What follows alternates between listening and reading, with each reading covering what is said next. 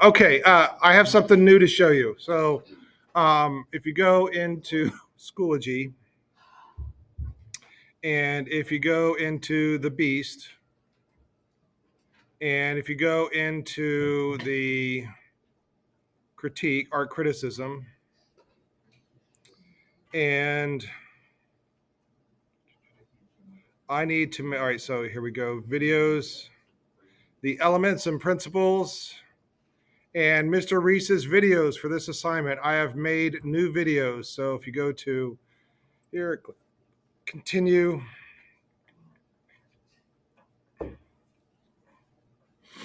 All right, now I made a bunch of videos that were specific for the elements and principles for the first semester. I made those last semester. I have been spending a lot of time lately making them for this semester. So you'll skip past all of these to say 1.1, 1.2. That means first semester. So this is the first video of the first semester, second video of the first semester, and you're going to skip down to 2.1 through 2.8, which I need to move this down. All right. And you can ignore this one, line and shape. All right.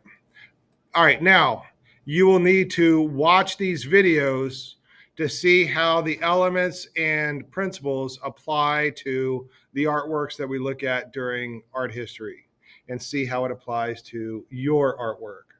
And then you're going to critique your artwork using these elements and principles.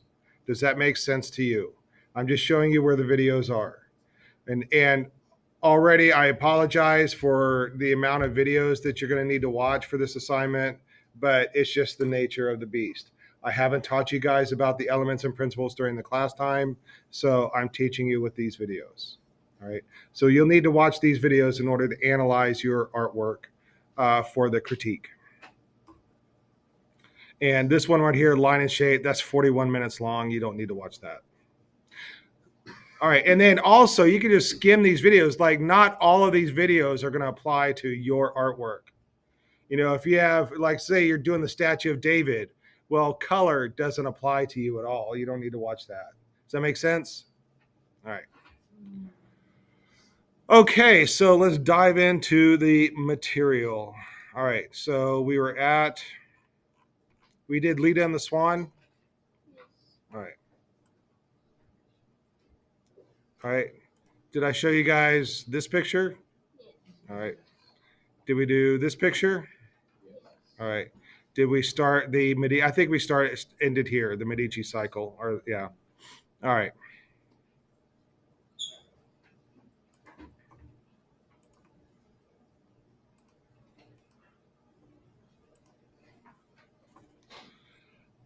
All right. So this is a series of 24 paintings commissioned by Marie de Medici of Rubens.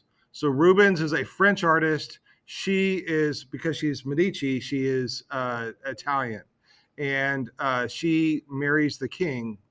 And she is wildly unpopular. All right. One reason is that she's Italian. She, like the French people don't really like having an Italian as a queen.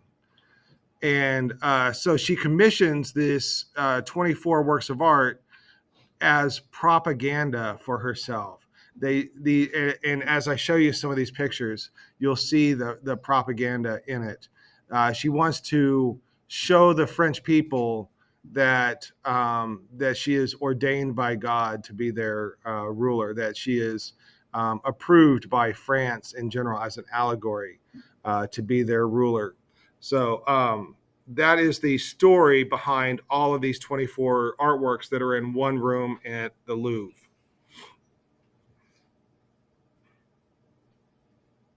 So she commissions a palace to be built, and then she commissions this Medici cycle to decorate the palace. And like I said, it's propaganda for her. And we're going to take a look at specifically at this artwork. We're going to take a look at 5, but we'll pay closest attention to this one. So there's 24 of these. I've researched them all. I'd love to show you them all, but for time constraints, I'll only show you my top 5. So number 5. This one right here, this is the third painting in the cycle. and it's called The Education of the Princess. And right here, let's do my little handy. Right here is the princess, and she is being trained. The person right here holding the book for her, the person right here holding the book for her, that's France. France is training her, it's teaching her. And then over on the sides, we have Apollo, Athena, and Hermes. Hermes is the guy flying above. Apollo is the guy on the left holding the musical instrument. And they are teaching um, Marie de Medici all that she needs to know. Hermes brings gifts, and one of the things that he's giving her is this symbol over here on the right. This is called a caduceus.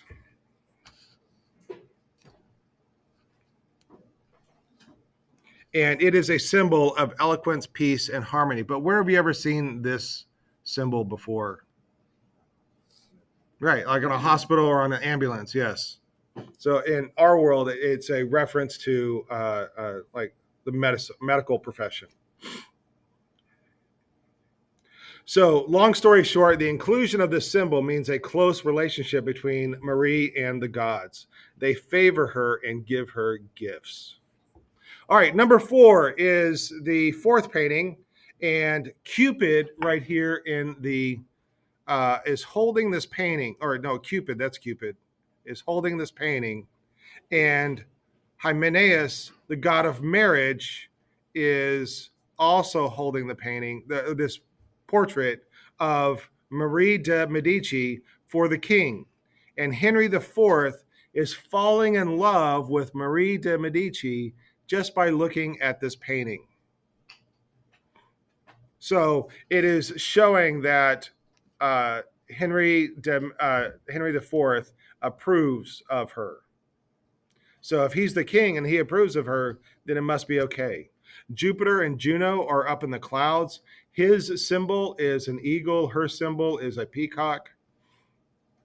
And then on the far right, this is France, right here. That is France urging the king to marry this woman. So it's an allegory of France approving of the queen. So not only do the gods approve of the marriage, but the people of France do as well. Look, you can't deny it. France is right there telling them to do it. All right, number 3 on my top 5 is this one, the arrival of Marie de Medici at Versailles.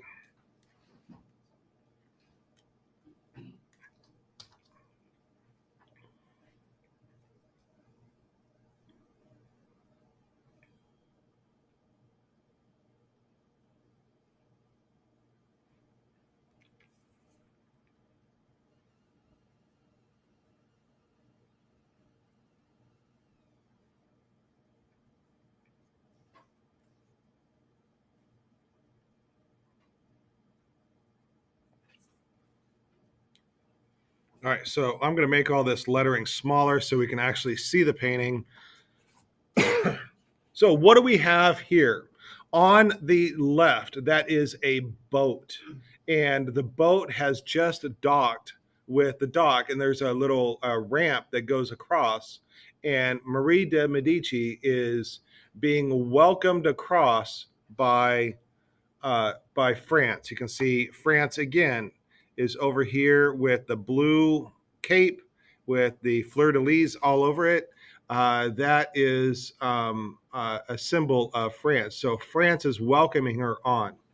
And then underneath, we have Poseidon in the lower left-hand corner, who has safely brought this boat here.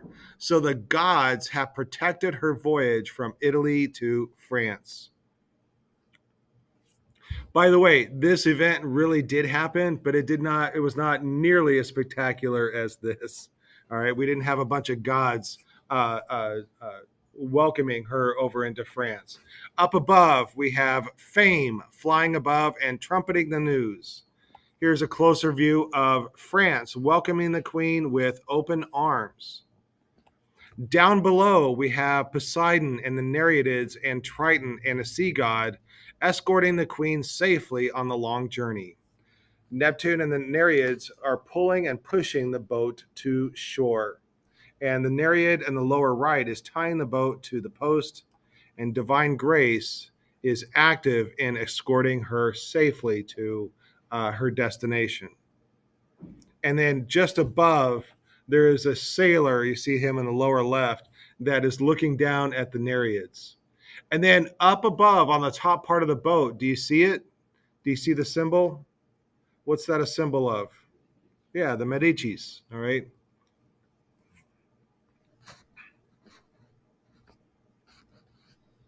Okay, so, and I've got a story for you for the next painting. And well, actually, it's a little bit of history. It's the assassination of Henry IV. So, Henry IV converted to Catholicism, and zealots were not convinced that he was sincere in converting to Catholicism. I'm talking about like crazy Catholics. Like there's Catholics and then there's crazy Catholics. That's what the zealots are. They're the crazy Catholics. And they didn't believe that he was sincere enough in his Catholic faith. So, and then also one of the things that really pissed him off is he passed a law called the Edict of Nantes and gave the rights to the sect of it gave rights to a sect of Protestants, which really made a lot of both Protestants and Catholics very angry. And there were 18 attempts to assassinate him. On this particular day, May 14th, 1610, an astrologer warned Henry IV not to go out today. He had a very short errand to run. It was not far. It would not take him far from his protected palace. So he took a small carriage with only a few armed escorts. It was just going to be a quick out and back. All right. Meanwhile, Francois Ravaillac was a Catholic fanatic, a total nut job. He had been fired from multiple jobs because of his odd behavior, and he had visions. Francois stole a knife from a nearby inn, and he was walking down the street and he saw the carriage, and then he followed the carriage.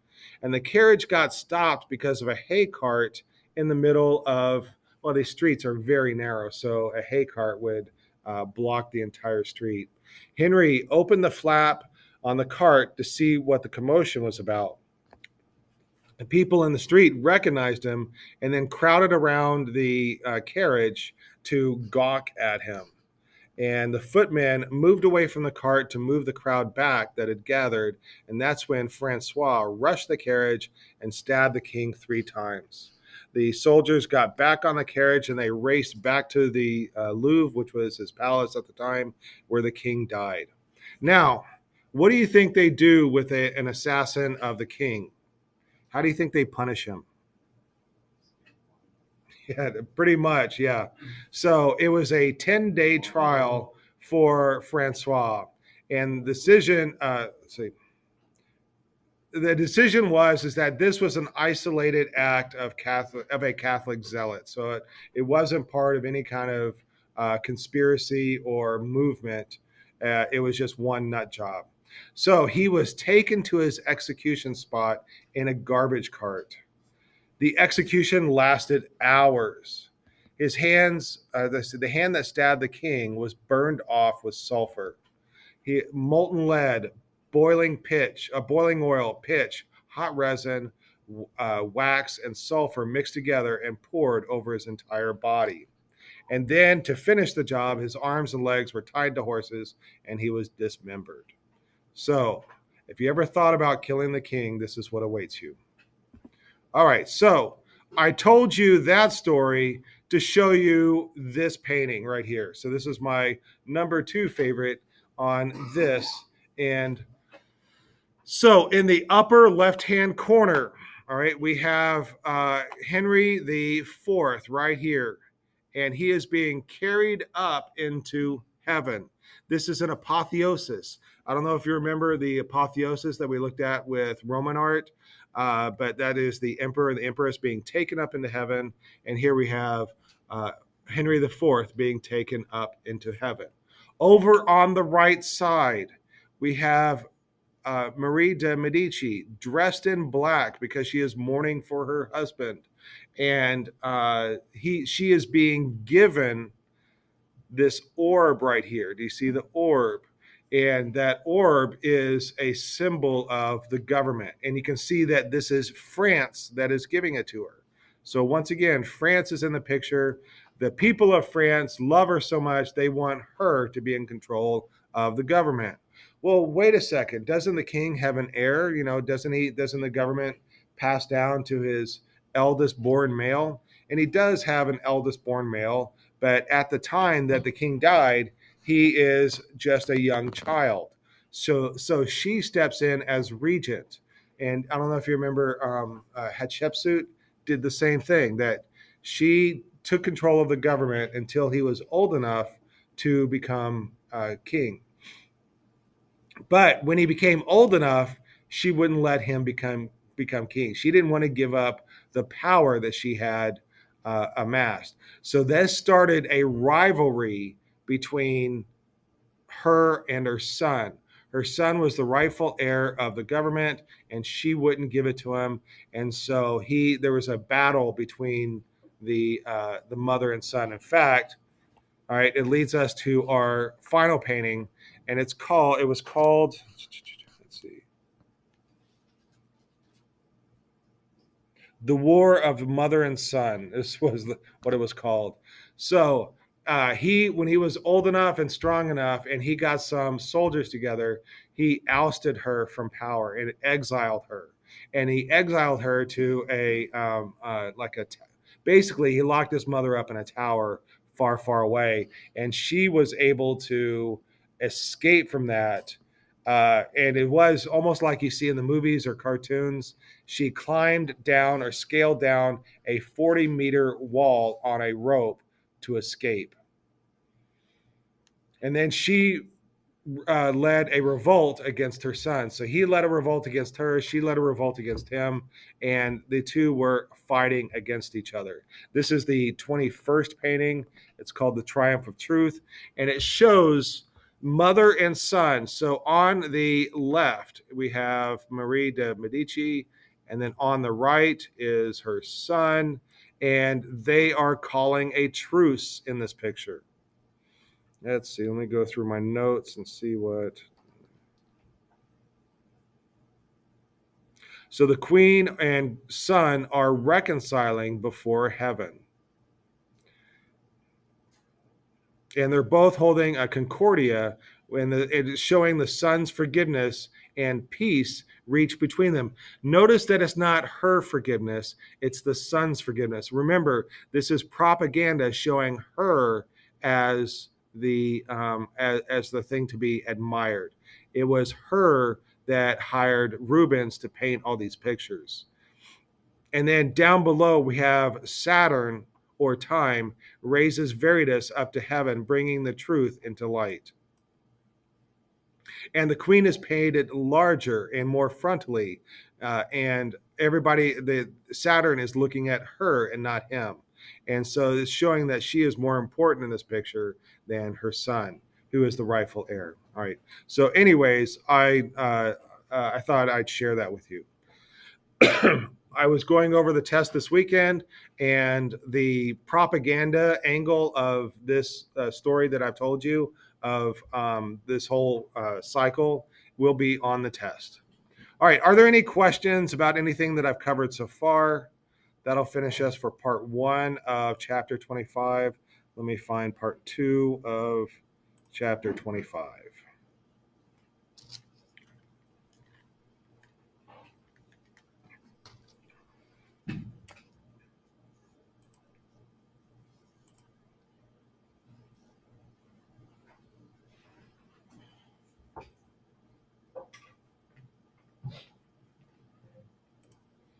Okay, let's try that. Let's try that. Come on.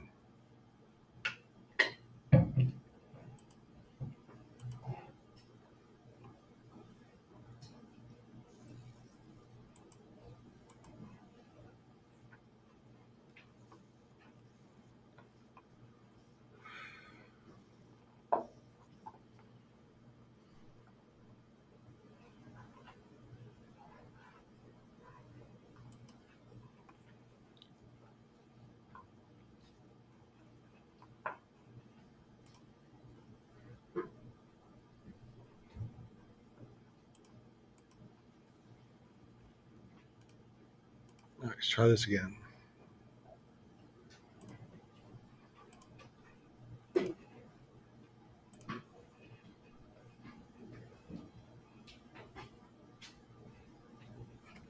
All right, so much art history, never enough time to cover it all. So let's go run through the Art Museum, part 2 of chapter 25.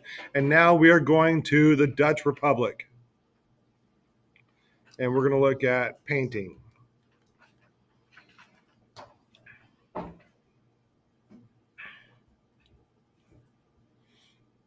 Rubens was Flanders. This, now we're going to the Dutch Republic.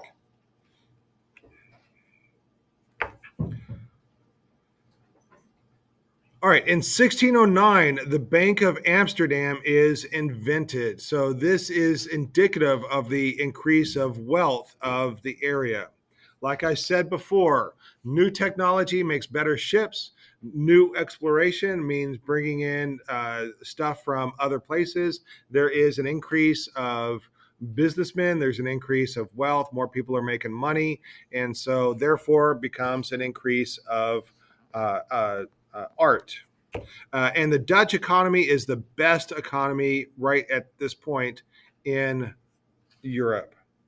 And one of the things that helps the Dutch Republic be the best economy is that there is no absolute ruler. Just like in the Renaissance era, Florence was such a hotbed of art making and wealth, is because there was no absolute ruler. And so it was a government without a pope. It was a government without a king, and it was run by merchants and working class, and that gave more money to the merchants and working class and manufacturers. All right, what is new is an art market. So wealthy people and middle class, not just the church and government, can buy art now. Well, they have the extra money. And once their house is paid off, once their donkey is paid off, and they have all their needs met, they have extra money to buy art. And so there's, they have a new taste, before, or, with the Roman Catholics, the only kind of art they make is art that is very religious and is like spectacularly religious. But now people are making artworks that suit the needs of the regular people, the merchants and the working class. So we have, what also is new, we have people that are buying art. And what also is new is people that are dealing art. And then artists become specialized. Some people want to buy a landscape to go in their house. So there's artists that specialize in landscapes. Some artists or some people want to buy genre paintings or portraits and still life. So these are growing types of art, types of paintings that people are buying. They're becoming more popular. And I explained art dealers before, right? Correct, you guys? Okay. So another thing that is new is group portraits. Previously, it would have been just the king that is painted or the king's court that is painted. It would have been one sitter or one pope, one king, one duchess. But now we have group portraits and that are more challenging to the artist, but it's more popular. So we have this, we have these groups of people, and like, I like this one. I think this one's funny. because look at these ladies. Don't they look pleasant? Don't they look fun to be with? So these are educated women, often regents in orphanages and hospitals and prisons. They have very stoic poses, and these are Calvinists. So Calvinists are like extremes on the Protestant side, whereas we just heard about extreme Catholics. Calvinists are the extremes of the Protestants. They think having fun is sinful. They think dressing extravagantly is sinful. They think fine clothes is sinful. And then I also want to introduce you to the idea of the militia.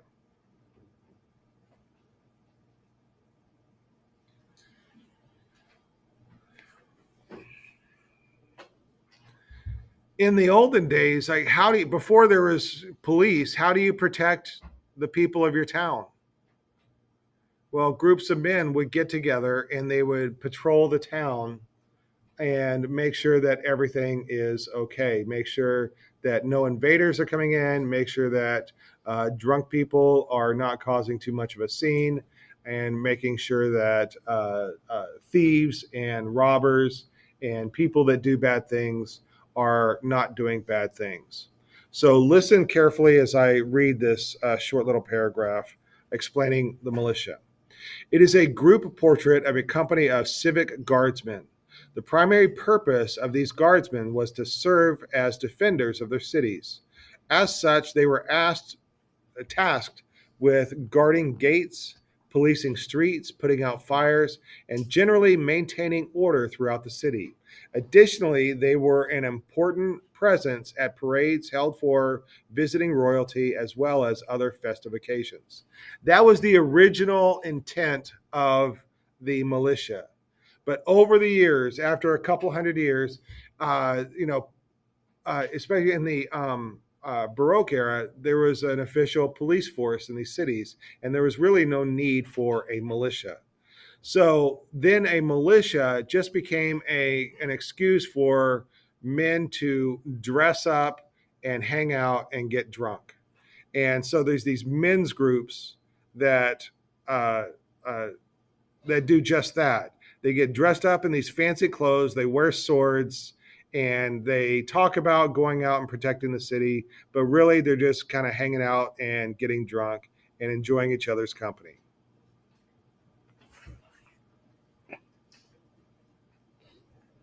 All right, we're out of here in 7 minutes.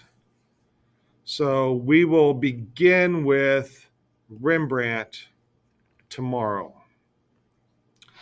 Do not forget what I talked about with these militias. All right, these militias we're going to talk about with Rembrandt. This right here should be in purple lettering, so ignore this painting right here. Don't ignore it, but I've looked over the test. This painting is not on the test.